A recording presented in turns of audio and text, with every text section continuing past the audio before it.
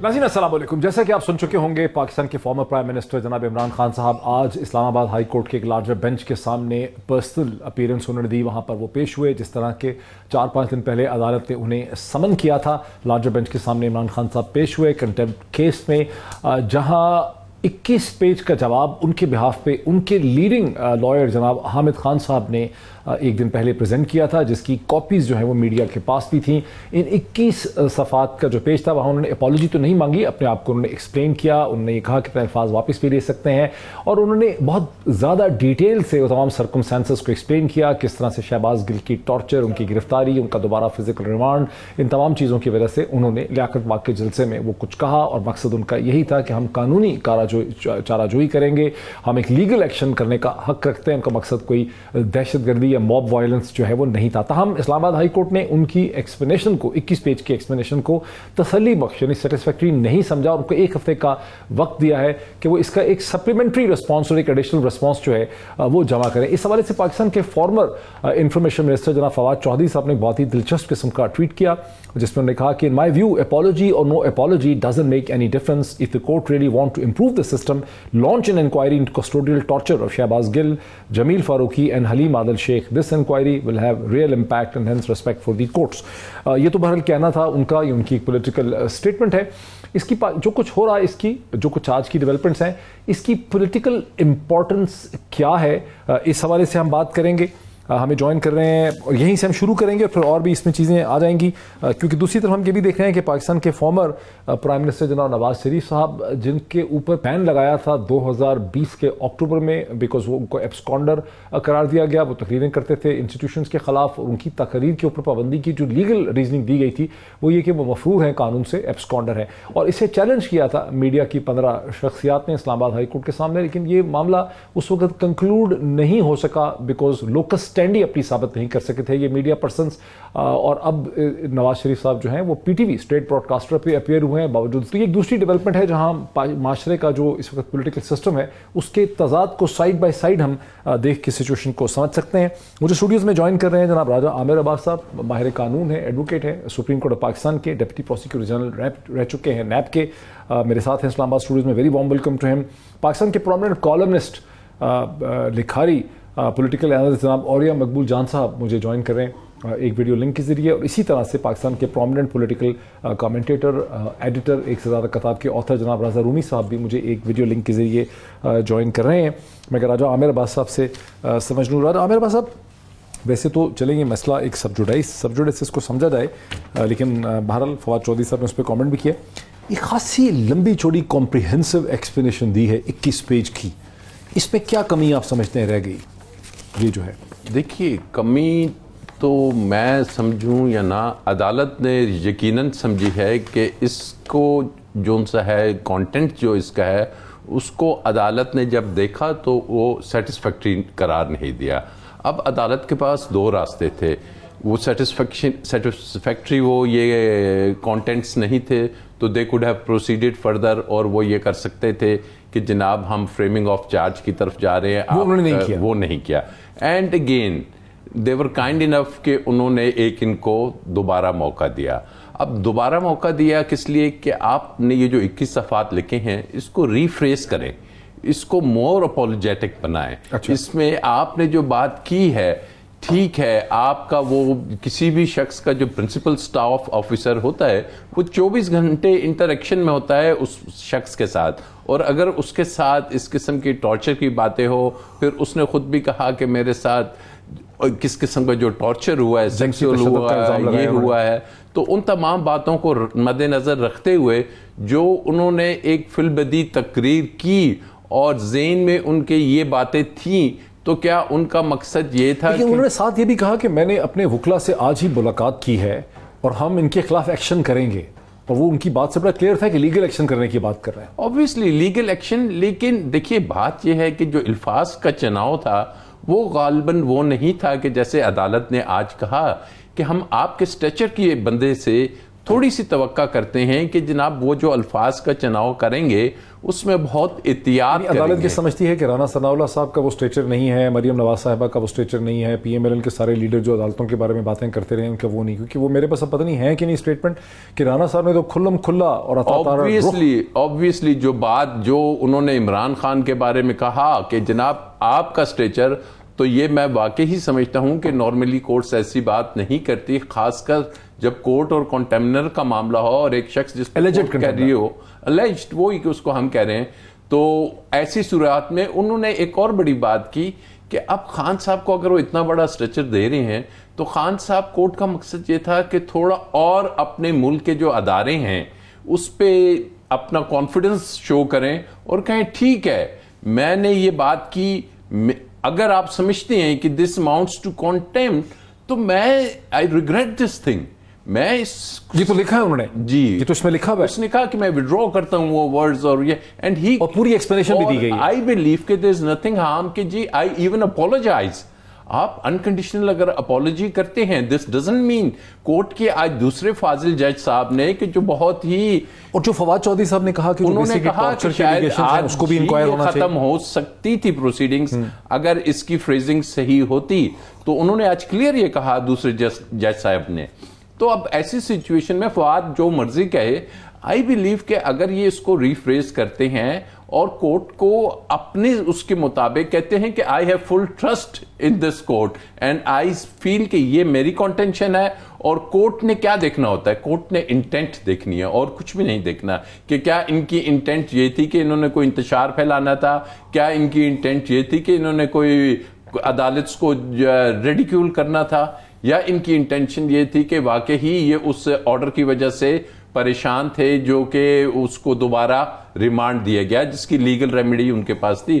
تو I believe کہ یہ کوئی اتنا بڑا ایشو نہیں بنے گا اگر یہ اس کو پراپرلی ریفریزنگ ہو جاتی ہے اور اپولوجیٹک ہوتے ہیں تو یہ اگلی پیشی سے آگے. اسی لیے محترمہ مریم اورنگزیب صاحبہ بڑی مایوسی کا اظہار کر رہی ہیں کہ ان کو 7 دن کیوں دیے گئے ہیں وغیرہ وغیرہ. ٹھیک, اچھا رضا رومی صاحب, دوسری طرف ہم دیکھ رہے ہیں کہ پاکستان کے فارمر پرائم منسٹر جناب نواز شریف صاحب جو ہیں وہ پی ٹی وی پہ اپیئر ہو گئے باوجود اس کے کہ پیمرا اور اسٹیٹ براڈ کاسٹر پہ, کسی اور چھوٹے موٹے چینل پہ بھی نہیں, اسٹیٹ براڈ کاسٹر پہ انہوں نے تقریر کر دی. حالانکہ پیمرا نے اکتوبر 2020 میں ان کی تقاریر پہ پابندی لگائی بیکاز وہ پاکستان کی عدالتوں سے مفرور ہیں, ایبسکانڈر ہیں, 4 ہفتے کے لیے پاکستان سے تشریف لے گئے تھے اکتوبر نومبر 2019 میں اور آج تک واپس نہیں آئے, 3 برس جو ہے ہونے کو ہو گئے. یہ کس قسم کی ڈیولپمنٹ ہے, یہ کیسے فیصلہ کر لیا حکومت نے, کیا سمجھتے ہیں آپ؟ میرے خیال سے ظاہری بات ہے حکومت نے کافی مہینوں کے بعد, دیکھیے 4-5 مہینے تو ہو گئے ہیں, اس دوران تو وہ نہیں آئے. پھر ابھی سیلاب والی جو ان کی تقریر تھی, جو سیلاب ہوئی کہ 4-5 مہینے ہو گئے, میں سمجھا نہیں, ان کو تو گئے 3 سال ہو گئے یہاں سے. نہیں, گورنمنٹ کو, ان کی پارٹی کی گورنمنٹ کو بنے ہوئے 4 مہینے سے تو زیادہ ہو گئے ہیں. تو اس دوران تو انہوں نے یہ نہیں کوشش کی, لیکن یہ جو سیلابی امدادی اپیل جو تھی اس کو انہوں نے ہر چینل پر دکھایا. نواز شریف صاحب کی تقریر تو ایک طرح سے ڈی فیکٹو تو وہ جو آرڈر تھا یا بین تھا وہ تو ختم ہو گیا, یا کم از کم پیمرا نے بھی اس کے اوپر کوئی نوٹس نہیں لیا, نہ کسی عدالت نے لیا. ویسے ایک اور بات اس میں یہ ہے معید صاحب کہ یہ چکر ہی غلط ہے کہ آپ کسی بھی سیاستدان کے اوپر پابندی لگائیں اس کی تقریر نشر کرنے پر. عمران خان صاحب پہ لگائی, لیکن کورٹ نے فوری طور پر اس کا نوٹس لے کر ان کو ریلیف دے دیا اور تاکید کر دی کہ ان کی تقاریر نہیں روکی جا سکتی. نہیں سر, یہ تو صحیح نہیں ہے رضا رومی بھائی, یہ بات صحیح نہیں ہے. کئی دنوں کے بعد جب چیف جسٹس اطہر من اللہ واپس آئے اور ان کے سامنے یہ معاملہ آیا اور اس دن former prime minister Imran Khan کا ٹیلی تھون تھا فلڈ ریلیف کے لیے, تو وہاں پر انہوں نے وہ بین اٹھایا, لیکن اس کی ٹیلی ویژن چینلز نے پرواہ نہیں کی ہے. کسی بھی ٹیلی ویژن چینل نے ایک کو چھوڑ کے ان کا جو ٹیلی تھون تھا جہاں پہ لوگوں کے لیے کار خیر تھا, فلڈ افیکٹریز کے لیے پیسے اکٹھے کر رہے تھے, کسی ٹیلی ویژن چینل نے اس ٹیلی تھون کو نہیں دکھایا بیکاز ٹیلی تھون کی جھلکیاں دکھانا is not the same thing as telethon. اور انہوں نے 2 گھنٹے میں 5 ارب روپے سے زیادہ کے پلیجز جو ہے وہ انہوں نے حاصل کیے, وہ خالصتاً انٹرنیٹ پہ حاصل کیے ہیں انہوں نے. نہیں تو یہ تو غلط بات ہے نا. دیکھیے میں تو اس چیز کے حق میں ہی نہیں ہوں کہ عمران خان کی تقریر کو یا کسی اور کی تقریر کو, کسی اور کی اپیرنس کو آپ اس طرح سے جو ہے بین کر دیں, بند کر دیں. آف ایئر کر دے، یہ چیز ہی غلط ہے، یہ اصول ہی غلط ہے. اور اگر یہ اصول غلط ہے تو پھر یہ لاگو باقیوں پہ بھی ہوتا ہے.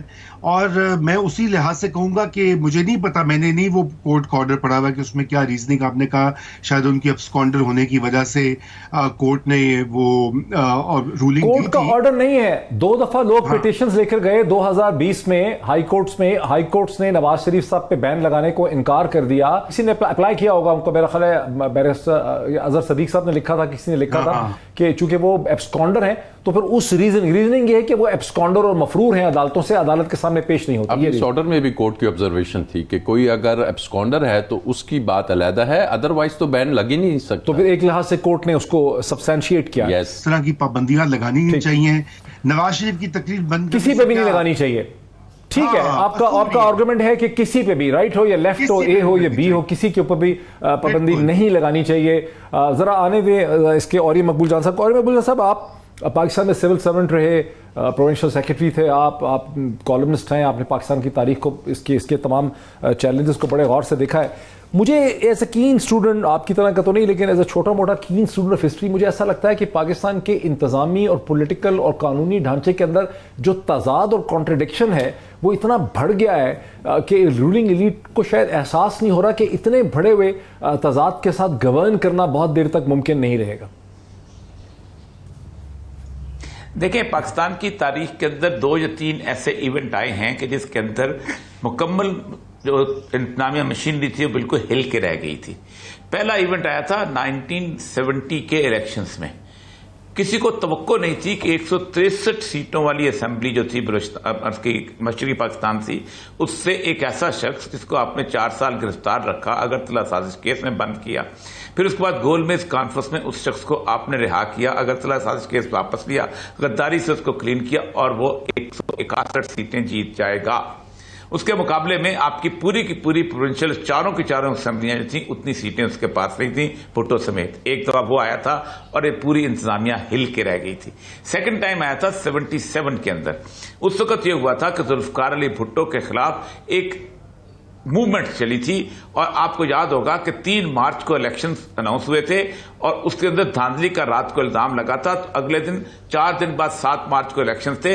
ہو کا عالم طاری کر دیا تھا پورے پاکستان میں. خود پیپلز پارٹی کے لوگ جو تھے الیکشن میں ووٹ دینے نہیں گئے تھے، 2% سے بھی کم وہ تھا. اور اس کے بعد 3-4 مہینے کے بعد ایک ایسا آپ کہہ رہے ہیں کہ جو نیشنل اسمبلی کا الیکشن 7 مارچ کو ہوا اور جو پروونشل اسمبلیز کا الیکشن 10 مارچ کو تھا، 7 اور 10 مارچ 1977 بائک 3 مارچ کو تھا کہ 7 مارچ کو؟ وہ 10 کو پھر بائک آٹ ہو گیا تھا نا. 7 ہاں 7 اور 10 ٹھیک ہے 10 کو. اس کے بعد آپ دیکھیں کہ انپریسیڈنٹڈ 10 اپریل کو ایک کراؤڈ نکلا ہے. اچھا، کمال کی بات یہ ہے کہ اس کراؤڈ کے اندر اور باقی کراؤڈز کے اندر زمین آسمان کا فرق اس لیے لگا لیں کہ باقی زمانے کے اندر ایک اخبار ہوتی تھی، اس کو پڑھ کے لوگ میڈیا تک پہنچتے تھے، یا پھر ایک اسٹیٹ اسپانسر ٹیلی ویژن ہوتا تھا. بی بی سی کے جو ریڈیو ہوتا تھا وہ ہم گاؤں میں، علاقوں میں، شہر میں سنتے تھے اور جلوس نکلتے ہوتے تھے. آج یہ ہے کہ آپ کا اسٹیٹ ٹیلی ویژن، ایون 88 چینل جو ہیں وہ ارریلیونٹ ہو چکے ہوئے. 12 کروڑ آپ کے ووٹر ہیں اور 17 کروڑ موبائل ہیں آپ کے پاس. آپ کا جو کراؤڈ ہے وہ پاکستان کا جو مین جگہ پہ موجود ہے وہ بہت ایسا ہے کہ جو سمجھتا ہے، وہ نہیں سمجھتا آپ کے استارے نہیں سمجھتا یہ ریاست کیا ہوتی ہے، یہ حکومت کیا ہوتی ہے، یہ سیاستدان کیا ہوتی ہے. اس کو پتا ہے اور اس کو مکمل طور پہ پتا ہے کہ یہ کیا ہو رہا ہے اور اس کو اندازہ ہے. اس لیے ایک بات تو بڑی طے ہے کہ سارے سینیریو کے اندر آپ کو پھونک کر قدم اٹھانا پڑے گا. اگر آپ نے پھونک کر قدم نہ اٹھایا تو آپ کسی نہ کسی ایسے ہیڈ اینڈ کولیجن میں آئیں گے جہاں سوسائٹی کے فیکشنز آپس میں لڑنا شروع ہو جائیں گے. میں آپ کو بتاؤں، پوری انتظامی مشینری، خواہ وہ سول ایڈمنسٹریشن ہو خواہ وہ سیاستدان ہو، یہ زیادہ سے زیادہ 10-12 لاکھ سے زیادہ نہیں بنتی. جبکہ اس کے مقابلے میں اگر کراؤڈ میں سے اتنے لوگ سے بھی کم نکل آئیں تو ایک کراؤڈ پورے پاکستان کے اندر، میں اکثر کہتا ہوتا ہوں کہ 4 لاکھ لوگ ہیں لا اینڈ آرڈر مینٹین کرنے والے، ان میں سے 1,60,000 ڈپلائبل لوگ ہیں. اور یہ ڈپلائبل لوگ جو ہیں اگر 200 جگہوں پہ جلوس نکلنا شروع ہو جائیں تو یہ 5-5 سپاہی ہاتھ آتے ہیں اور یہ کچھ نہیں رہ جاتا آپ کے پلے میں. یہ ہے آپ کی پوری صورتحال. میں ڈرانا نہیں چاہتا لیکن مسئلہ یہ ہے کہ خدا لے کے لیے اس پریشر کو کم کریں، اس غبارے میں سے ہوا نکالیں. کبھی نہیں. دنیا کے اندر پاپولیرٹی ایسی چیز ہے کہ جس کے اندر لوگ نہیں قبول کیا کرتے کسی بھی نیگیٹو چیز کو. روسو سے زیادہ پاپولر کوئی شخص نہیں تھا فرانس کے اندر. اس کے اندر ایک خمار آ گیا تھا, وہ سوئٹزرلینڈ چلا گیا اور اس نے اپنی ایک کتاب لکھی, آٹو بایوگرافی, اس کا نام تھا کنفیشنز. اس نے لکھا کہ میں اپنے جائز رشتوں کے ساتھ بھی میرے تعلقات تھے. وہ کتاب بادشاہ نے, کنگ لوئی نے چھاپ دی. لوگ کہتے تھے کنگ لوئی نے خود کتاب لکھ کے چھاپی ہے. روسو تو بہت بڑا آدمی. مجھے بریک لینے دیجیے. بیسیکلی طور پر اور مقبول جان صاحب مجھ سے اتفاق کرتے ہیں کہ پاکستان میں اس وقت قانونی, انتظامی, سیاسی تضاد جو ہے وہ اتنا بڑھ چکا ہے کہ اس کے اندر بڑے خطرات پنہاں ہیں, رسکس ہیں اس کے اندر. ایک بریک کے بعد بات کو آگے بڑھاتے ہیں آفٹر دا بریک. ناظرین ویلکم بیک. وقفے سے پہلے اور یہ مقبول جان صاحب نے مجھ سے اتفاق کیا, کین بہت ہی ان کا آبزرویشن ہے پاکستان کی سیاست کے اوپر. انہوں نے ایگری کیا کہ پاکستان کے پورے انتظامی, سیاسی, قانونی ڈھانچے میں جو تضاد ہے, جو کانٹرڈکشن ہے, اتنا بڑھ چکا ہے کہ اس میں گورن کرنا جو ہے اس کو بہت مشکل ہو جائے گا. رضا رومی صاحب, آپ نے ایک سے زیادہ کتاب لکھی پاکستان اور ساؤتھ ایشیا کی تاریخ کے حوالے سے. آپ بھی ایڈیٹر رہے, ایک سے زیادہ پبلیکیشن کے کالمنسٹ بھی ہیں. آپ کو لگتا ہے کہ پاکستان کا جو انہیرنٹ کانٹرڈکشن ہے پاکستانی پالیٹکس کا, وہ بھی اتنا ڈیپ ہو گیا ہے یا اتنا زیادہ بڑھ چکا ہے کہ یہاں پہ کوئی راستہ چاہیے اس میں سے نکلنے کے لیے؟ جی دیکھیے, کانٹرڈکشنز تو ہمیشہ سے رہے ہیں. ابھی آپ نے 1900 جو ہے 1970 اور 71 کے واقعات اس کے اوپر بات کی. اس وقت بھی اسی طرح کے کانٹرڈکشنز تھے. مسئلہ یہاں پر یہ ہے کہ ہم یہ یہ معاملہ طے ہی نہیں کر پائے کہ ملک کو ہم نے کس طرح سے چلانا ہے. آئینی دستور کے مطابق چلانا ہے یا ومس پہ چلانا ہے, اور بار بار ہم نے اس سسٹم کو اتنا ڈیریل کیا کہ اب یہ مسخ ہو چکا ہے. جو موجودہ نظام ہے وہ تو ڈیلیور بھی نہیں کر رہا, اور اس کے ساتھ ساتھ وہ ایک وبال جان بن چکا ہے. اور یہی وجہ ہے کہ آج ہم یہ دیکھ رہے ہیں کہ جیسے آپ عمران خان صاحب کا ہی کیس لے لیجئے. یہ پاکستان کی یہ مجیب الرحمان کا اگزامپل دیا اوریہ صاحب نے, یہی اگزامپل بھٹو پہ بھی صادق ہوتا ہے, یہی اگزامپل کسی حد تک نواز شریف پہ صادق آتا ہے.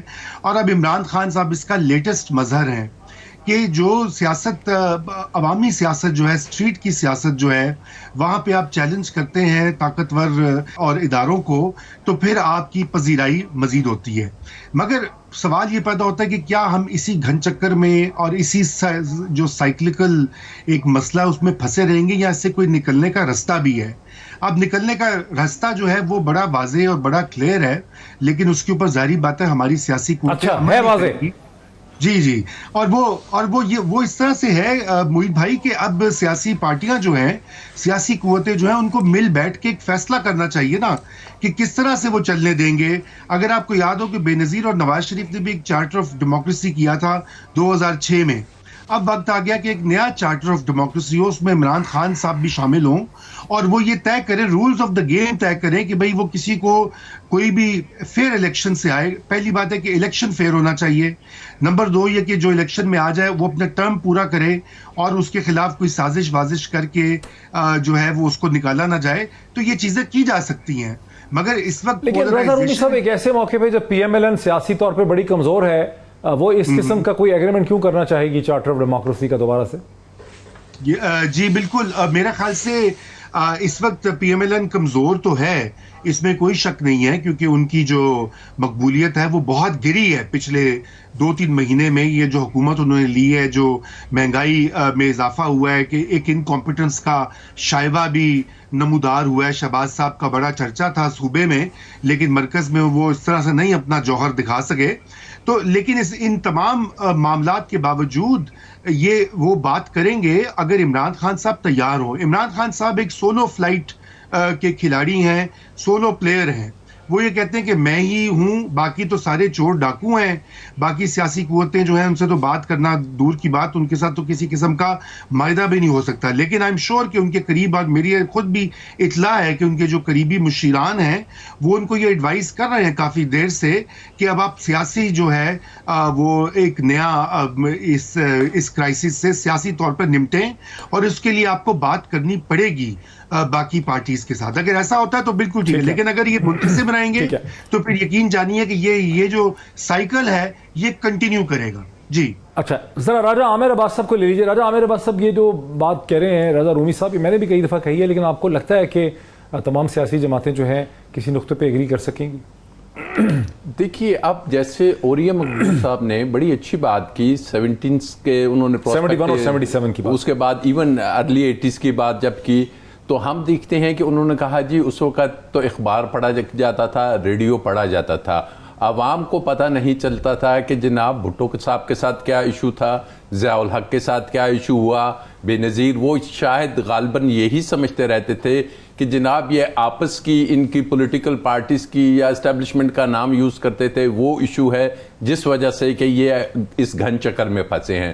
لیکن اب عوام جو شعوری طور پہ بیدار ہو رہی ہے اس سے سمجھ آ رہا ہے کہ جو بھی لیڈر اس ملک میں ایک انڈیپینڈنٹ اپنی پالیسی کے ساتھ چلنا چاہتا ہے بطور ملک، جو کہ پاکستان کو ایک انڈیپینڈنٹ فورن پالیسی جس سے پاکستان نے آگے بڑھنا ہے، اس میں کسی کی دشمنی نہیں ہے، کسی کی دوستی نہیں ہے، لیکن کوئی ڈکٹیشن نہیں ہے. جب بھی وہ بات سامنے آتی ہے تو پھر یہ تمام چیزیں ابھر کے آ جاتی ہیں کہ جناب اب اس ملک میں یہ جو لیڈرشپ ہے یہ قابل قبول نہیں ہے. تو یہ جو جنگ ہے یہ نہ صرف آپ سمجھیں کہ جناب کوئی پولیٹیکل پارٹیز کے ساتھ جنگ ہو رہی ہے، یہ ایک سسٹم کو، ایک پالیسی کو چینج کرنے کی جنگ ہے جو کہ بڑی خطرناک ہے. اور جو میں سمجھتا ہوں کہ صرف یہ عمران خان کی نفس کا آدمی یا جو آج اسٹیچر کی بات ہو رہی تھی وہی یہ جنگ لڑ پائے گا. اور اگر وہ اس کو اس ملک سے نکالنے کے لیے ایک ہماری چوری چکاری بھی نظر آتی ہے اور اس کے بعد ہم شاید اتنے اسٹرانگ بھی نہیں رہتے، تو یہ بہت سے ایسے ایلیمنٹس ہیں کہ جو اب عوام سمجھنا شروع کر رہی ہے اور اس کو بات سمجھ آئے گی. اس لیے اب یہ نہیں کہ جو کچھ لوگ بڑے وہ نا امید سے ہوتے ہیں کہ جی نہیں یہ بڑے اسٹرانگ ہیں ان سے لڑا نہیں جا سکتا، وہ بات آپ کو نظر نہیں آئے گی. Slowly and gradually people have started to understand کہ ایشو کیا ہے اور اس ملک کا یہاں پہ رہنا یا کمزور ہونا کہ وجہ کیا تھی، اور اس سے نکلنے کا راستہ انہیں پتہ لگ گیا ہے.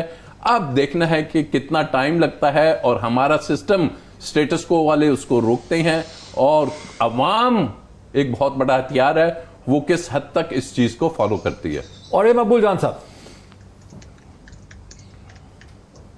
جی دیکھیں، میں آپ کو ایک عرض کروں، 10 اپریل کے بعد کچھ ریڈیکل تبدیلیاں جو ہیں اس پورے معاشرے نے دیکھی ہیں کہ جو کہ میں بحیثیت ایک انتظامی افسر کے میں سمجھتا ہوں کہ اس سے پہلے پاکستان میں نہیں تھی. پاکستان میں کبھی وداؤٹ کال اچانک ابرپٹ پبلک باہر نہیں نکلی کسی ریئیکشن کے اوپر، ہمیشہ نیگیٹولی نکلی ہے. آپ خود سوچیں کہ جس دن ذوالفقار علی بھٹو کو اتارا گیا تھا تو کوئی شہر ایسا نہیں تھا کہ جس کے اندر لوگوں نے مٹھائیاں نہ بانٹی.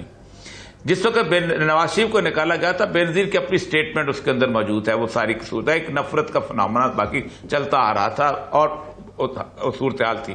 لیکن 10 اپریل کا جو صورتحال ہے ایک اچانک کراؤڈ نکلا ہے جو کہ ان ایکسپیکٹڈ تھا یہاں پر بھی اور اس میں. دوسری یہ تھا، دوسرا ایونٹ تھا 25 مئی. میں آپ کو عرض کروں کہ 25 مئی جو ہے ہم نے آنسو گیس چلائی بھی ہوئی ہے، ہم نے آنسو گیس کھائی بھی ہوئی ہے. تصور نہیں کیا جا سکتا تھا ایک ایسا کراؤڈ کہ جس کے بارے میں ممی ڈیڈی کراؤڈ کیا جاتا تھا، جو بچے تھے، عورتیں تھیں، یہ تھی وہ تھی، وہ اس طرح سسٹین کر جائیں گے پوری رات کے لیے. ہوتا یہ ہے کہ ایک جھجک ہوتی ہے. ہم اکثر کہا کرتے تھے کہ ایک دفعہ ہی گولی چلتی ہوتی ہے اور ایک دفعہ ہی آنسو گیس ہوتی ہے اور ایک ہی دفعہ لاٹھی چارج ہوتی ہے، دوسری دفعہ نہیں ہو سکتی. کیونکہ دوسری دفعہ جب جھجک اٹھ جاتی ہے، جب پولیس والے کا ڈنڈا کوئی آدمی ہاتھ میں پکڑ لیتا ہے تو پھر پولیس والے کے ہاتھ میں کچھ نہیں رہ جاتا، پھر ختم ہو جاتا ہے. تیسرا ایونٹ ہے 15 مئی. 15 مئی میں جو الیکشنز ہوئے ہیں ابھی اپنا 15 سیٹوں کے، ان الیکشنز کے اندر آپ دیکھیں یہ وہ 15 سیٹیں تھیں جو تحفے میں دیا کرتی تھی. اگر وہ نون لیگ کو تحفے میں دیتی تھی 17 جولائی کی حکومت بن جاتی تھی، اگر وہ پیپل پارٹی کو تحفے میں دیتی تھی تو پیپل پارٹی کی حکومت بن جاتی تھی. یہ 15 سیٹیں میں واحد بندہ تھا کہ جس نے کہا تھا کہ یہ 15 سے 17 سیٹیں جو ہیں وہ لے جائے گا. مجھے لوگوں نے پوچھا کیوں لیا، میں نے کہا میں نے ڈپٹی کمشنرز کی رپورٹیں دیکھی تھی، وہ کہتے تھے کہ یہی چیزیں ہیں، جو یہی حالات ہیں، کیونکہ مارجن اتنا لیول ہے کہ ہم کچھ نہیں کر سکتے. تو میں نے کہا تم حمزہ شہباز کو بتاتے کیوں نہیں؟ اس نے کہا ہم نے مرنا ہے، وہ ہمیں کہے گا یہ کرو وہ کرو وہ کرو، ہم نہیں کر سکتے، ہمارے لیے امپاسبل. کیونکہ ایک بات طے ہے، اس دن 4 ایکس چیف سیکرٹری ہمارے ساتھ بیٹھے ہوئے تھے. الیکشنز کے دن دھاندلی کرنا اب امپاسبل ہوتا چلا جا رہا ہے وقت کے ساتھ ساتھ. प्री पोल रिगिंग होती है, वो अब लोग वो क्या करते हैं, उसमें भी आप 25-30 हजार का मार्जिन हो तो कवर कर लेते हैं, अब नहीं कर सकते। तो अब आपके लिए करने के लिए कुछ नहीं रह गया, इसलिए बहुत ज्यादा पैनिकी भी है कि किसी ना किसी तरीके से लीडर्स को आउट कर लिया जाए, फलां को। ये बड़ा खतरनाक ट्रेंड होगा, और ये खतरनाक ट्रेंड बहुत इसलिए कि लीडर जो है सियासत से आउट हो जाता है, अवाम से आउट नहीं हुआ करता। और फिर वही होता है कि आप अगरतला साजिश केस चलाते हो और फिर अयूब खान खुद आता है और आके कहता है कि अगरतला साजिश केस हम वापस लेते हैं, मुजीबर रहमान गद्दार नहीं है, हम उसको गोलमेज कॉन्फ्रेंस में बुलाते हैं। उस गोलमेज कॉन्फ्रेंस में वली खान भी होता है, उसमें मुफ्ती महमूद भी होता है, उसमें मौलाना मौदूदी भी होता है, उसमें जनाब मुस्लिम लीग के मुमताज दौलताना भी होते हैं, सारे उसका इस्तकबाल करते हैं, सवाए जुल्फ़िकार अली भुट्टो के साथ शामिल होते हैं। ऐसा वक्त आने से पहले गुब्बारे से हवा निकालो। अब मुझे सियासी पार्टी से कोई तवक्को नहीं। जब मिसाक जमहूरियत साइन हो रहा था जरा लंदन में, दुबई में बैठ के मुशर्रफ के साथ एग्रीमेंट कर रही थी पीपल्स पार्टी, दुबई में बैठ के एनआरओ साइन हो रहा था। ये आपकी हैसियत है। अच्छा, आप क्या समझते हैं? 2007 की बात है जब जनरल कियानी साहब उसकी बंदोबस्त कर रहे थे। 2006 में रज़ा रूमी साहब चार्ट ऑफ डेमोक्रेसी में, मैंने कहा मैं इजाफा कर दूं। उसी के रज़ा रूमी साहब दोबारा शुरू करें, आपकी बात जरा क्लियर समझ आ। प्रोसेस शुरू नहीं, प्रोसेस शुरू हो चुका हुआ। रज़ा को भी आने दीजिए। इरशाद की किताब पढ़ें, प्रोसेस शुरू हो चुका हुआ था, प्रोसेस शुरू हो चुका था। इरशाद कहते हैं प्रोसेस शुरू हो चुका हुआ। रज़ा रूमी आपको किस चीज पे एतराज है? आपको ऑब्जेक्शन किस चीज पे है? नहीं, ऑब्जेक्शन नहीं है। मैंने सिर्फ डेट्स की तस्हीह करा कि जो चार्टर ऑफ डेमोक्रेसी है वो 2006 में दस्तखत हुआ था, उसके ऊपर बात होती रही थी पूरे साल। और जो जनरल मुशर्रफ के साथ जो एनआरओ वाला समझौता था वो 2007 में उसका प्रोसेस स्टार्ट हुआ, और जनरल कियानी साहब जो थे वो उसके आर्बिट्रेटर थे और जामिन थे। ये सब बातें रिकॉर्ड पर आ चुकी हैं और पब्लिक नॉलेज है। जी, इतनी सी बात मैं इजाफा करना चाह रहा था। नहीं, अच्छा, मैं अर्ज कर रहा हूं, लेकिन उसके बावजूद देखे ना, आपका मामला यह है कि आज भी एक दूसरे को डिच करने के एलिमेंट शामिल है। अब अगर इमरान खान साहब को आप लेके आते हैं, आना चाहिए, मैं भी समझता हूं आना चाहिए, लेकिन मसला सारा यह है कि 1969 की गोलमेज कॉन्फ्रेंस का भुट्टो ने बाइकाट किया था। वो कहता था ये सारे के सारे एस्टेब्लिशमेंट के टोडी बने हुए, मैं नहीं जाता हूं उसके अंदर। अच्छा, उसके बाद आगे आ जाए तो फिर उसके बाद बेनजीर का जो पूरे का पूरा प्रोसेस है उसके अंदर भी उसने आगे मिलने की कोशिश की, फिर उसने कहा नहीं निकल। पार्टियों को बैठना चाहिए, और आइडियल मौका था जब शहबाज शरीफ साहब ने हुकूमत गिरा दी थी, फौरन ऐलान कर देते थे कि हम चले जाते, बेहतरीन मौका था। अब मौका आपने खो दिया है। अब आपको अगर इमरान खान को बर्दाश्त करना है तो फिर आपको 5 साल के लिए बर्दाश्त करना पड़ेगा इस मुल्क की, इस गुड विल के लिए। फिर इंतजार करना चाहे करेगा, जरा रुक जाए सर, प्लीज सर, जरा रुकिए सर, प्लीज जरा रुक जाए सर, एक सेकंड जरा रुकें। रज़ा रूमी साहब, आपने कहा था कि मिल बैठे हैं, लेकिन दूसरी तरफ से यानी पार्टी से इकट्ठी होकर बैठे हैं, लेकिन आप देखें कि इस वक्त इमरान खान के खिलाफ कोई 15 या 16 किस्म के केसेस जो हैं वो दर्ज हैं। 10 केसेस तो 26 मई के हैं, स्टेट की अमलाक को नुकसान पहुंचाने और वायलेंस करने के। एक कंटेम्प्ट का केस चल रहा है, एक दहशतगर्दी का केस है, एक दफ़ा 144 की खिलाफ वर्जी का केस है, एक तोशा खाने का रेफरेंस है, एक फॉरेन फंडिंग केस है, the so called ममनू funding case है। ये उन पार्टीज का तो एटीट्यूड नहीं लगता जिन्होंने किसी से कोई नेगोशिएशन करनी है, बातचीत करनी है। इन्होंने तो टेंशन को रचअप किया हुआ है। देखिए, बात यह है मुईद कि ये केसेस जो हैं ये कोई पहली बार तो ऐसा नहीं हो रहा ना। इमरान खान साहब खुद ये करते रहे हैं। उनके दौरे हुकूमत में कौन सा ऐसा उनका अपोजिशन का लीडर है जो जेल ना गया हो? ये जो मौजूदा वजीर आज़म है, 2 स्टिंट उन्होंने 6 महीने के काटे। साबिक वजीर आज़म शाहिद खाकान अब्बासी को कितनी देर के लिए बंद किया, राना सनाउल्लाह के ऊपर झूठी हेरोइन का केस डाला, जरदारी और उसकी बहन को गए रात पकड़ा। बड़ी लंबी फहरिस्त है, मैं गिनवाना नहीं चाहता। खान साहब ने जो किया वो उनके सामने आ रहा है। जो फसल बोते हैं वो फिर काटनी पड़ती है किसी कोई ना कोई स्टेज के ऊपर। तो पहली तो ये बात है, खान साहब भी कुछ तौबा ताइब करें और कहें कि भाई ऐलान करें कि मैं आइंदा सियासी इंतकाम नहीं लूंगा किसी के कहने पर या किसी के बिहाफ पर। दूसरी बात यह है कि खान साहब के जो सबसे बड़े हरीफ हैं नवाज शरीफ, उसको तो अदालती प्रोसेस के थ्रू मैदान से आउट कर दिया गया, ताहयात नाअहल कर दिया गया, जिसका कानून में कोई शिकी मौजूद नहीं है। تو دیکھیے ہمیں اس چیز سے غرض نہیں ہے کہ کوئی کون نااہل ہوتا ہے کہ نہیں ہوتا ہے. جو اوریہ صاحب بات کہہ رہے ہیں کہ آپ سیاستدانوں کو کسی انجینئر طریقے سے میدان سے نکالتے ہیں تو وہ بات سیٹل نہیں ہوتی, وہ معاملہ سامنے آ جاتا ہے. آج آپ نے پروگرام کا آغاز بھی وہیں سے کیا کہ بھئی نواز شریف پھر تقریر کر رہا ہے اور وہ ٹی وی پر اور اس کی بات چل رہی, تو بات یہ کہ وہ تاحیات نااہلی کام نہیں آئی. یہی واقعہ بھٹو صاحب کی جوڈیشل مرڈر کا بھی ہے, ان کو بھی اسی طرح میدان سے خارج کیا. تو لیسن یہ کہ عمران خان صاحب عمران خان کو نااہل کرنا کیا کامیاب ہوگا؟ نہیں, بالکل نہیں ہوگا, اور نہ کرنا چاہیے. نہ ان کو نااہل, دیکھیے سیاستدانوں کو نہ کی نااہلی تو بالکل بیکار کی ایک بات ہے. کچھ اگر سیکھا نہیں ہم نے اپنے 75 سالہ تاریخ سے تو اب وقت ہے کہ سیکھ لیں. لیکن عمران خان صاحب کو خود بھی اس کے اوپر ایک رویہ, جو ایک سٹینڈ اپنانا ہوگا.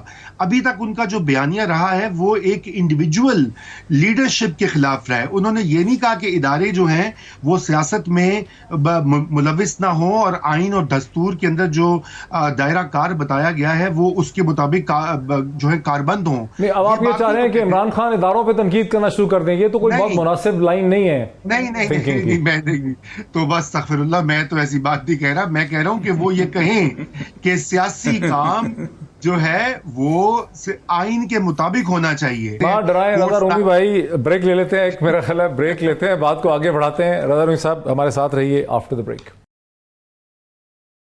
ناظرین ویلکم بیک. بات کو آگے بڑھاتے ہیں. جناب اوریہ مقبول جان صاحب ایگری نہیں کرتے رضا رومی صاحب سے اس پورے استدلال میں کہ سیاسی جماعتیں اکٹھی بیٹھ سکتی ہیں, وہ ایک اور اس کا ریفرنس دیتے ہیں. آپ کو کیا لگتا ہے ایک وے فارورڈ ہوگا کیا, یہ آج کے پروگرام میں ہم نے حل نکالنا ہے؟ دیکھیے سیاسی جماعتیں یقینی طور پہ ساتھ بیٹھ سکتی ہیں اگر عمران خان صاحب NRO 2 کو ایگری کر جائے. ٹھیک ہے, تو کیوں نہیں کرتے ایگری؟ جماعتوں کا پرابلم یہی ہے کہ جتنے بھی کیسز ہیں ان کو ختم کیا جائے, اس کے بعد آپ کہہ دیں کہ جی یہ ایک صوبہ ان کو دے دیا جائے, ایک صوبہ ادھر دے دیا جائے اور مزے سے ایک سیٹلمنٹ ہو. دیکھیے اس کی اگر یہ آپشن, اگر یہاں پہ بھی ایک پرابلم ہے نا کہ چلیں PPP کو سندھ دے دیا, KP PTI کے پاس رہ گیا, پنجاب میں کون ہوگا؟ پنجاب میں دونوں پارٹیاں ہیڈ آن ہیں. دیکھیے بات یہ ہے کہ اگر تو آپ بات عمران خان امر بالمعروف نہی عن المنکر کی کرتا ہے اور پھر اس نے یہ سیاست کرنی ہے کہ دوبارہ سے NRO کرنا ہے, پھر یہ جو پبلک آج نکلی ہوئی ہے جیسے اوریہ صاحب کہہ رہے ہیں, اور جو اس سنڈے کی رات کو نکلے تھے لوگ, سر اب اس سسٹم کو دوبارہ, عوام اب عمران کے لیے نہیں نکلی تھی جیسے عمران کہتا ہے. عمران سے زیادہ لوگوں کو پرابلم ہوا تھا کہ جن کو دوبارہ لا کے بٹھا دیا گیا, ان سے لوگوں کو پرابلم ہوا. اور اگر دوبارہ اس سسٹم میں جاتے ہیں تو پھر آپ کا سسٹم وہی گندا, وہی اسٹیٹس کو والا, وہی کہ جناب ٹھیک ہے عمران کتنا عرصہ رہ لے گا, چلیں جی ہم ایک لولی لنگڑی حکومتیں بنا لیتے ہیں اور control obviously by the end of the day ہمارا ہوگا. This is not what I think کہ Imran Khan would now agree. وہ اس چیز پہ کبھی نہیں ایگری کرے گا کہ جناب پاور کا مرکز کہیں اور ہو, ایسی حکومتیں بنا دی جائیں اور وہ لے کے آگے. مقبول جان صاحب, ہم اگر رضا رومی صاحب کی بات کو آگے بڑھائیں اور پھر جس طرح سے راجہ صاحب نے کہا, عمران خان کے پاس اب آپشن ہے کیا؟ 15 کیسز ہیں, 10 وائلنس کے کیس ہیں, ایک کنٹمپٹ کی تلوار لٹک رہی ہے, ایک دہشت گردی کے کیس کی تلوار لٹکا دی گئی ہے, ایک طرف توشہ خانہ ہے, ایک طرف فورن فنڈنگ کیس ہے, مزید بھی نکالے جا سکتے ہیں. تو آخر عمران خان کے پاس اتنے سارے کیسز ہیں, ان کی تو یعنی حکمران جماعتوں کی تو پوری کوشش ہے کہ کسی نہ کسی جگہ ان کو ڈسکوالیفائی کر کے ان کی پارٹی کو توڑا جائے. تو پھر کیا ہوگا؟ عمران خان کے پاس آپشن ہے کہ عمران خان سمجھوتا کیوں نہیں کر لیتے ان لوگوں کے ساتھ؟